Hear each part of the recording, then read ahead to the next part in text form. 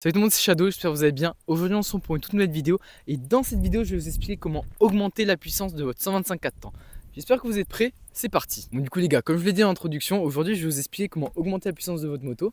Alors il faut savoir que cette moto là j'ai depuis décembre 2023, donc ça fait pas mal de temps que je l'ai, puisque là on est en septembre 2024. Et depuis le début j'avais l'impression que cette moto elle manquait énormément de réactivité à bas régime et de la longe en haut régime. Donc je comprenais pas d'où ça venait et en fait en regardant un petit peu la moto etc, je me suis rendu compte qu'il y avait une pièce super importante qui d'origine est juste horrible, c'est le filtre à air Fantic d'origine. Comme vous pouvez voir déjà le filtre à air d'origine, il est horrible parce qu'il y a une plaque derrière pour limiter l'entrée d'air. Ça doit être quelque chose pour la pollution je pense, ou juste comme ça pour brider la moto. Et du coup ce que j'ai fait, j'ai pris un tournevis, j'ai détaché le truc et comme vous pouvez le voir, l'entrée d'air est extrêmement bridée. Et en plus de ça on peut voir que l'intérieur du filtre à air est très petit et surtout la surface où peut entrer l'air est extrêmement restreint parce qu'on se retrouve avec un gros bouchon au dessus qui va faire que l'air ne peut rentrer que sur les côtés. Restreinte. De quoi? C'est restreinte. C'est pas grave, je suis italien, ça passe. En plus de ça, c'est un filtre à air en papier, c'est-à-dire qu'à chaque fois que vous allez faire l'entretien de votre moto, vous devrez changer le filtre et c'est des frais en plus à chaque fois. Donc du coup, j'ai essayé de me renseigner sur internet et je me suis rendu compte que les meilleurs filtres à air possibles sont ceux de HTM Racing. Donc, je les ai contactés, etc. et ils m'ont envoyé la pièce. Et aujourd'hui, ça fait un mois que je le teste et je suis là pour vous présenter cette pièce-là parce que les différences, j'en ai vu énormément. Et aujourd'hui, c'est la première partie d'une longue série de comment augmenter la puissance de votre 125 temps. Et du coup, pour ce premier épisode, je vais vous présenter le filtre à air HTM Racing. J'espère que vous êtes prêts, c'est parti. Alors du coup, là, je vais vous expliquer comment installer le filtre à air. Et ensuite, je vous parlerai des points positifs et des points négatifs. En gros, de toutes les différences que j'ai vues avec le filtre à air d'origine. Alors, il faut savoir que sur les Fantic au-dessus de 2023, le filtre à air est super simple parce qu'il suffit d'enlever cette plaque-là. Sinon, sur les anciens Fantic ou même sur d'autres motos, parce que HTM Racing ne font pas que des filtres à air pour Fantic, il vous suffira d'enlever la selle et d'accéder par le haut. Personnellement, j'ai pas pu faire ça parce que mon mécano a un petit peu trop serré la vis. Donc, je dois passer par là. Ça complique un poil plus la tâche. Mais ça reste quand même super simple. Donc pour ça on va venir tourner la vis et enlever le cache de boîte à air. Et ensuite on retire le cache. Et là comme vous pouvez le voir, on a accès à la boîte à air. Alors dans la boîte à air on a quelques fusibles etc.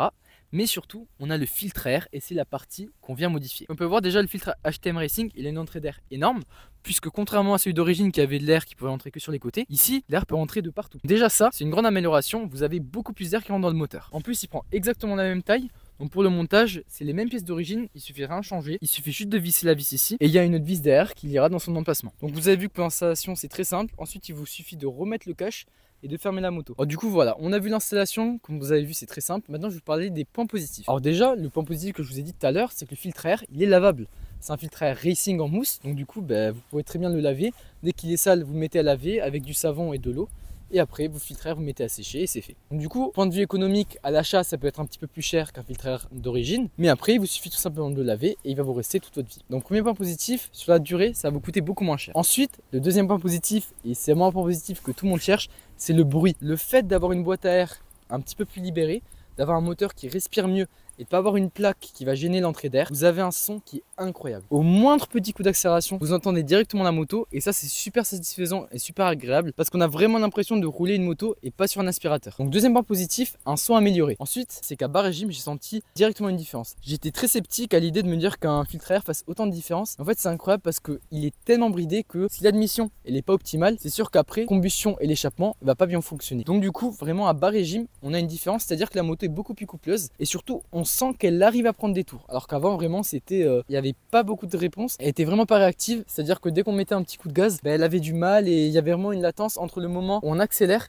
et le moment où elle commence à prendre des tours. Donc à bas régime, je dirais qu'on a gagné en couple et surtout en réactivité. Et ça vraiment c'est super agréable d'avoir une moto beaucoup plus réactive. Ensuite le quatrième point positif c'est à haut régime et ça aussi m'a fait super plaisir parce que maintenant j'arrive facilement à dépasser les 110 km avec la moto. Alors qu'avant dépasser les 103, 104 je galérais. Tout simplement parce qu'à haut régime c'est là où la moto va avoir besoin le plus d'air et le plus d'essence possible. Et du coup vu que la boîte à air est libérée et qu'on a un filtre à air Racing, on a énormément d'air et énormément d'essence qui peut rentrer dans le moteur. Ce qui fait qu'à haut régime la moto elle arrive à tirer et allez voir le motovlog quand je suis en Italie parce que vraiment il y a une montée vous allez voir où la moto elle faisait que prendre des tours alors qu'avant elle n'aurait pas réussi et j'aurais dû peut-être stagner aux alentours des 80 voire 90 km/h. Donc voilà, pour les gens qui ont un petit peu peur en se disant oui mais ma moto elle est déréglée, vous inquiétez pas, c'est pas un filtre à air qui va dérégler votre moto. Il faut savoir qu'il y a une sonde lambda juste ici au niveau du pot d'échappement qui est faite exprès pour les différences de température, etc., d'altitude. Votre moto, si vous allez en montagne, elle va pas être déréglée puisqu'on a la sonde lambda, ça va automatiquement réenrichir le mélange. Donc là, c'est pareil, si vous avez un filtre à air Racing, forcément l'injecteur va enrichir un petit peu plus ce mélange